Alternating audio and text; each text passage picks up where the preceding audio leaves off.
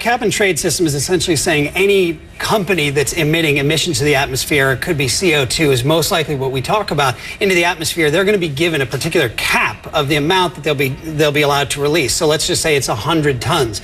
They can actually, basically, they'll be given that 100 tons, and if they go over it, they must buy that tonnage from somewhere else. So, and if they release under it, they can then in turn sell that into the market. So it's creating a market around this whole idea of doing the best we can for the environment. You know, a cap and trade system isn't the ideal situation, but it's the best thing that we can do for solving this crisis that we're in right now. I do agree that this is a lousy time. I mean, we don't get any worse than what we're in right now. This is pretty much a lousy time for everything. This is as bad as it's going to get. But I think that what we have to do is look at the science behind this. There isn't going to be another chance here. We need to address this issue right now. If you look at the scientific data, we surpass all of the worst case scenarios. I mean, there are even people that are out there, not to sound alarmist about it, but basically saying if we continue on this trajectory, by the end of this century, we could have a 9-degree increase in temperature, which means that life as we know it is not necessarily going to exist. Now, I'm not saying I necessarily agree with that. That is total craziness. In fact, how is that total craziness? Well, how do you explain the fact that 30 years ago, the consensus of the climatologists was that we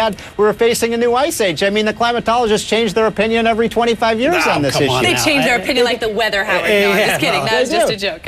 Well, no, I think that basically if you ask most of the credible scientific institutions now, they will say that this is absolutely occurring, and CO2 is basically the main cause of what's happening right now. And the fact that you look at it, I mean, 20% of the CO2 emitted is from deforestation, and heavy industry is causing a lot of this. So if we can get a hold on this, it changes things.